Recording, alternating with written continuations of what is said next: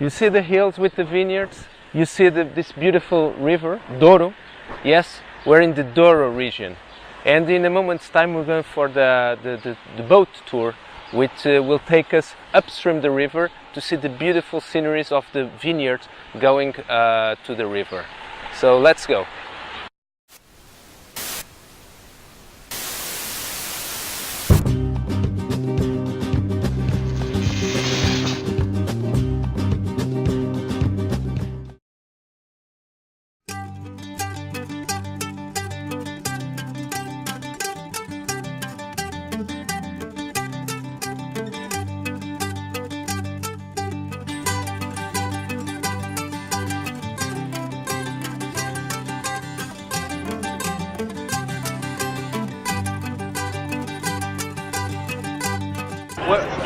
We're going inside the dam. So there's this dam with different levels of water. So we're lower and we have to go up. So this is like an elevator shaft. As you can see, we're entering here.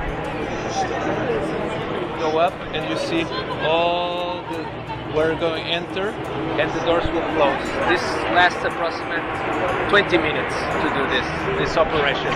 So very, very interesting how the captain has to go into this, show the rain, and we stop the boat and the doors close.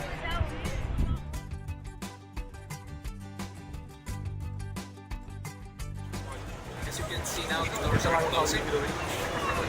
In a few minutes time will be like an elevator shaft coming up.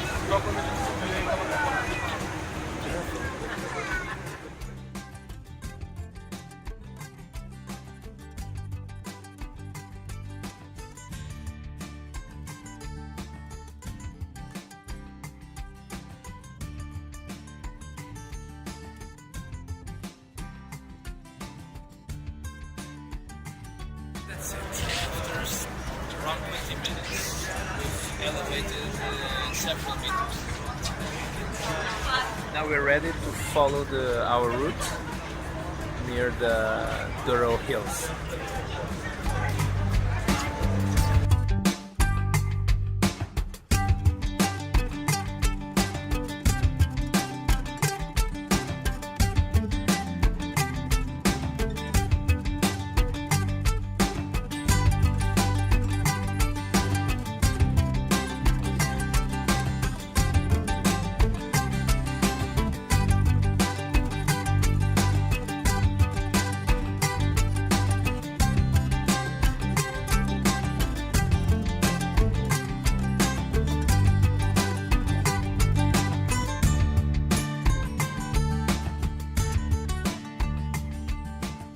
Beautiful scenery is part of UNESCO World Heritage. And as you can see, the vineyards are up the hills. Actually, even the soils are not fertile.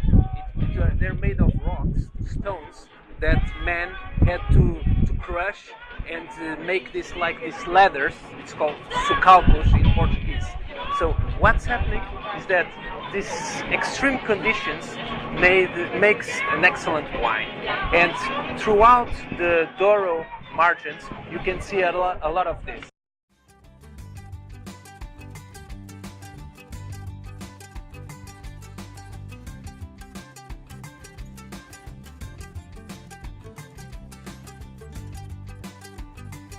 This is the final part of our journey and of the port wine journey.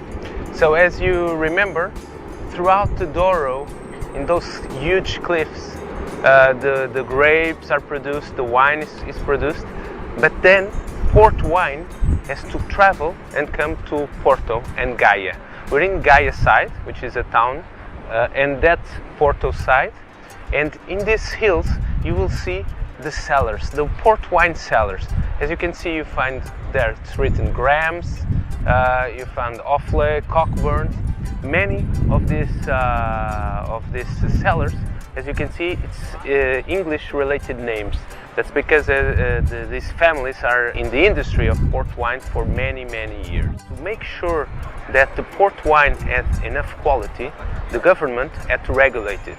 And if you implemented a single shipping point abroad in Porto, it would be much more easier to collect taxes and to control the wine quality, instead of people throughout Douro producing ports and storing ports. But the other reason has to be also with the quality of the wine. The temperature here is much more fresh, much more moisty because of the Atlantic Ocean, and that is perfect to store the port wine for many years. But at least 3 years they have to be in the cellar. So this is much better than in the Douro, where the weather is extremely hot during most part of the year. And that's the end of our tour. If you got interested in knowing more about Douro wine region or other regions of Portugal and Spain, just go to our website. There you can find all the information about them and even download a free travel guide for you to come and discover all these beautiful regions. So, and please don't forget, send us some comments, tell us what you want us to talk about, like the video if you enjoyed it, and subscribe to the channel, because I promise it will get better. Take care.